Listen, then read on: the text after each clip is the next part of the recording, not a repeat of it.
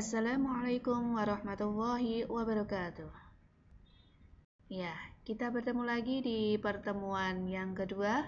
Kita akan mempelajari kembali mata kuliah prinsip manajemen dengan subpokok bahasan konsep-konsep dasar manajemen yang di dalamnya nanti membahas tentang dasar-dasar manajemen, fungsi, dan prinsip manajemen.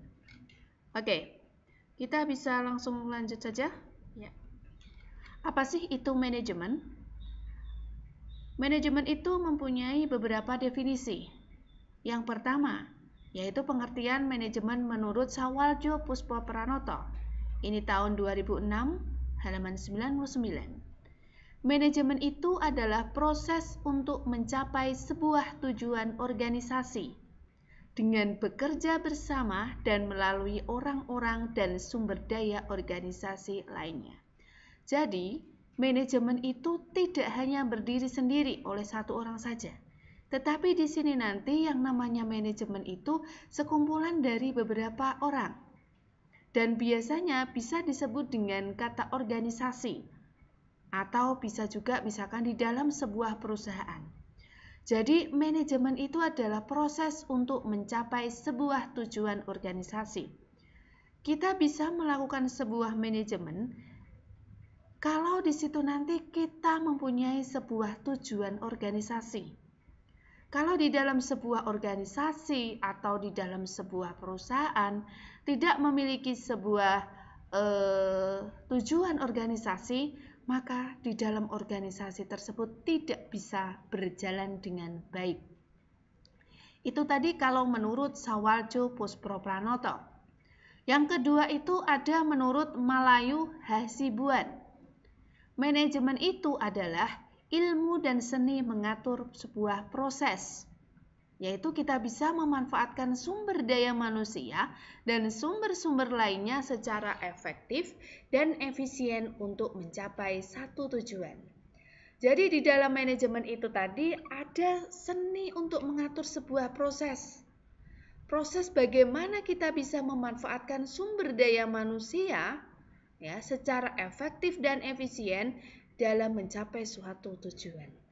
Jadi dari kedua definisi itu tadi, itu sama-sama apa? Sama-sama mengandung atau harus mencapai satu tujuan. Itu adalah pengertian manajemen.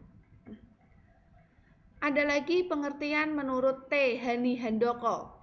Manajemen itu adalah bekerja dengan orang-orang untuk menentukan, menginterpretasikan, dan mencapai sebuah tujuan-tujuan organisasi. Tetapi di sini tadi ada beberapa pelaksanaannya, yaitu dengan fungsi perencanaan, pengorganisasian, penyusunan personalia, pengarahan kepemimpinan, dan yang terakhir itu ada suatu pengawasan. Itu adalah manajemen. Jadi kalau dilihat dari beberapa definisi tadi, di dalam manajemen ya berarti kita harus mencapai suatu tujuan. Apa sih itu tujuan organisasinya? Organisasi itu nanti mau dibawa kemana? Tujuannya apa? Itu harus jelas. Itu adalah pengertian manajemen.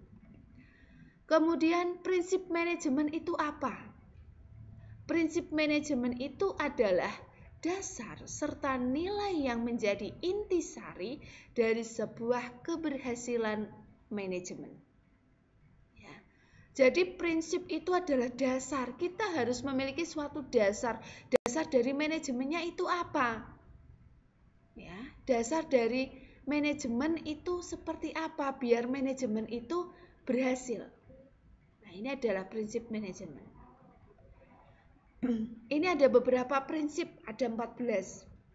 Ada pembagian kerja, disiplin, kesatuan pengarahan, kemudian ada penggajian pegawai, rangkaian perintah, keadilan, prakarsa, wewenang dan tanggung jawab, kesatuan perintah, subordinari, pemusatan, ketertiban, stabilitas masa jabatan, dan terakhir itu adalah semangat kesatuan.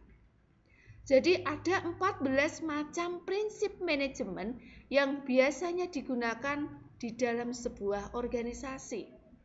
Misalkan aja di dalam sebuah organisasi, pembagian kerjanya ada, tapi setiap individu tidak memiliki disiplin yang baik. Apakah bisa berjalan? Tidak. Jadi antara prinsip yang satu dengan prinsip yang lain itu harus saling memiliki keterkaitan. Ya. Harus saling memiliki keterkaitan. Misalkan saja ada penggajian pegawai, tapi di situ nanti tidak memiliki wewenang dan tanggung jawab di dalam manajemen, itu juga tidak bisa berjalan. Jadi di sini nanti Anda harus bisa menghubungkan atau mengkaitkan antara ke-14 prinsip manajemen tersebut. Nah, jadi tadi Anda harus bisa memahami antara definisi tentang manajemen, kemudian definisi prinsip manajemen, dan 14 prinsip manajemen itu seperti apa. Nanti ada studi kasus yang akan saya berikan di dalam pertemuan ini, ya. Itu nanti termasuk di dalam prinsip manajemen yang seperti apa. Itu nanti harus Anda selesaikan ya, dengan cara menganalisa studi kasus yang ada. Oke, terima kasih. Wassalamualaikum warahmatullahi wabarakatuh.